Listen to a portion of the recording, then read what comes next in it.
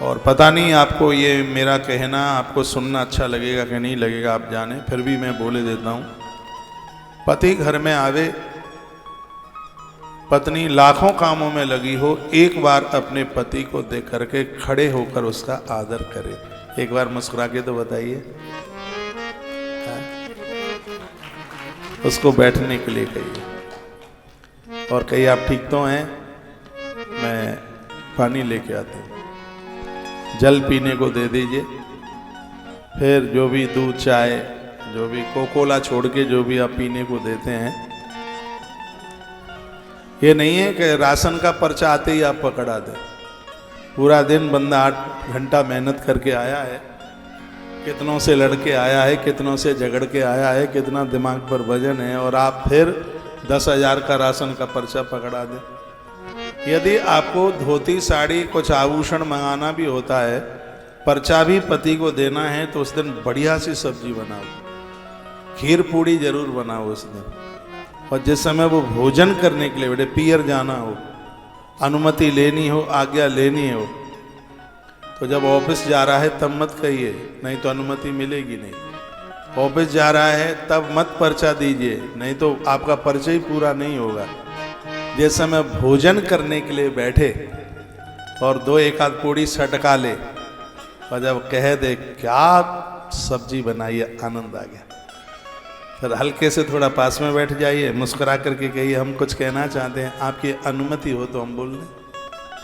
पहले ये बोलिए हम आपसे कुछ कहना चाहते हैं, आपकी अनुमति हो तो वो भी कहेगा कि मेरी घरवाली कितनी बढ़िया है। अब उसको क्या पता है कि कौन से महाराज की कथा सुन के आई है।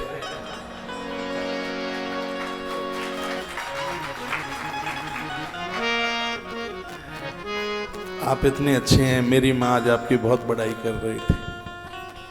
मेरा बड़ा भाग्य है, कुछ मंगाना हो, ज़्यादा महंगी चीज़ें मंगानी है तो 2 दिन पहले से बड़ाई करनी होगी। हमें भी बहुत कुछ बोलना पड़ता है इन सेठों के लिए, तब ये गौ माता को सहयोग करते हैं, ऐसे ही नहीं देते। बोलना पड़ता है पहले। आप फिर कहेंगे कि मम्मी आपकी बहुत बड़ाई करती है। सच में आप बहुत अच्छे हैं, बहुत बढ़िया, अपना ख्याल रखिए। एक दिन तो ऐसे ही बोल दीजिए अपना ख्याल रखिए, दूसरे दिन तीसरे दिन फिर जो भी आपको। सीधी सी बात यह है, 100 बातों की बात एक है, उस घर में बरकत होती है जिस घर में पति और पत्नी में कभी झगड़ा नहीं होता। ऐसा चरित्र में लिखा हुआ है। पति के लिए पत्नी एक शक्ति है, उसके परिवार को संभाले हुए। एक ऐसी पत्नी है, एक ऐसा बेटा है और एक ऐसा शिष्य है जो पूरा जीवन अपना निस्वार्थ भाव से जीते। एक शिष्य गुरु की सेवा निस्वार्थ भाव से, एक पुत्र अपने पिता की सेवा निस्वार्थ भाव से।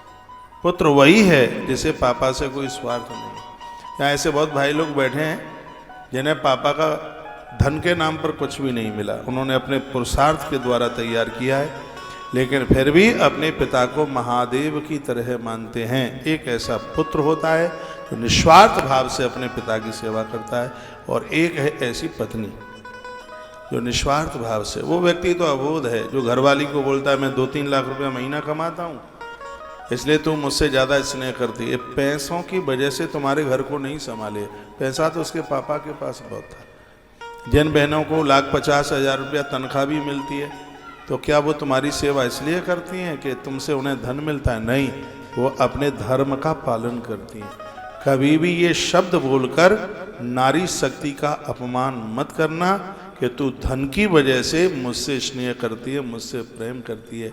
एक ऐसी तुम्हारी पत्नी है जिसके साथ 7 भामर पड़ी हैं, वो धन के लिए नहीं, वो धर्म की वजह से आपसे स्नेह करती है, आपके परिवार को संभाले है, चोटी से लेकर के तलवे तक वो धर्म में गड़ी हुई है। ऐसे वो नारी जो धर्म के लिए जीवन जीती है, उसी नारी को अनुसुईया के नाम से जानते हैं। उसकी दृष्टि में परमात्मा से पहले पति होता है, उसकी दृष्टि में अपने माता पिता से पहले सास ससुर होते हैं उसकी दृष्टि, और वही नारी अनुसुईया। एक ही धर्म एक व्रत नेमा, काय वचन मन पति पद प्रेम, वो मन वचन और कर्म से अपने पति को ईश्वर मान चुके, ईश्वर माना है उसने।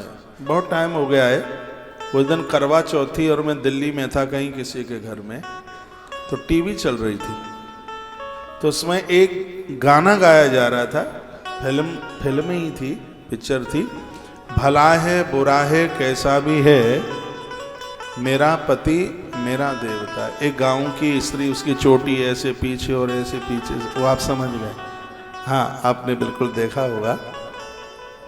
तो वो मैंने पहली बार सुना था उस टाइम, क्योंकि मुझे ज़्यादा पिक्चर देखने के लिए ऐसा मौका मिला नहीं है, टाइम मिला नहीं। हम बहुत छोटे से तो घर से निकल आए, तो फिर इन बाबाजियों के ही संग में रहे। चक्कर तो नहीं कहूँगा कि बाबाजियों के चक्कर में पड़ गए, हाँ बाबाजियों का सानिध्य, संतों का, गुरुजनों का सानिध्य मिला बहुत छोटे समय से। तो ये सब टाइम ही नहीं मिला ना ये सब देखने के लिए। तो उसमें वो गीत चल रहा था, पता नहीं क्यों मैं बैठ के रो रहा था। वो बहन मुझे इतनी अच्छी लग रही थी, इतनी बढ़िया लग रही थी, वो जो बड़ा अद्भुत गीत है, रोम फड़क रहा था उसको सुन करके। और लगता है कि कोई किताब पढ़कर, कोई ग्रंथ पढ़ करके वो गीत बना करके तैयार किया होगा। हमारे ग्रंथों में भी लिखा है, पति इंसान नहीं है, नारी के लिए पति भगवान है, भगवान है उसके। तो हर प्रकार से अपना जीवन अपने बच्चों के लिए, अपने परिवार के लिए, अपनी गृहिणी के लिए जीना चाहता है, हर जिम्मेवारियों को पूरा करता है। मैं माँ अनसुईया की तो कथा आपको सुना ही रहा हूँ, लेकिन एक निवेदन मैं करना चाहूँगा। हो सकता है कि आप जितने सुंदर हैं आपका पति उतना सुंदर ना हो सकता है कि आपकी हाइट जितनी है आपके पति की हाइट उतनी ना हो सकता है कि आपके पापा के पास जितना धन है शायद आपके पति के पास उतना धन ना हो सकता है कि जितनी आप पढ़ी लिखी हैं शायद आपके पति के पास उतनी योग्यता ना हो। इतने पर भी आपका आदमी भगवान है, इसलिए क्योंकि तुम्हारे माथे में दर्द होता है तो वो ईश्वर से भी ज़्यादा बेचैन आपके लिए हो जाता है। तुम्हारी वो तकलीफ नहीं देखना चाहता, तो मैं वो दुखी नहीं होने देखना चाहता, तो मैं वो रोते हुए देखना नहीं चाहता। और फिर एक नारी को कैसा आदमी चाहिए, फिर उसको एक कैसा पति चाहिए जो हर क्षण हर पल आपके लिए पूर्ण रूप से समर्पित है, उसको पहचानिए। दुर्भाग्य यह है कि पूरा जीवन निकल जाता है, एक पत्नी पूरे जिंदगी भर अपने पति को समझ नहीं पाती, वो नहीं समझ पाती है, और ये बहुत बड़ी गलती होती है। मैं कहता हूं कि पुरुष के लिए उसकी पत्नी से सुंदर स्त्री नहीं है कोई धरती पर, तो एक नारी के लिए भी उसके पति से योग्य कोई पुरुष नहीं है धरती पर।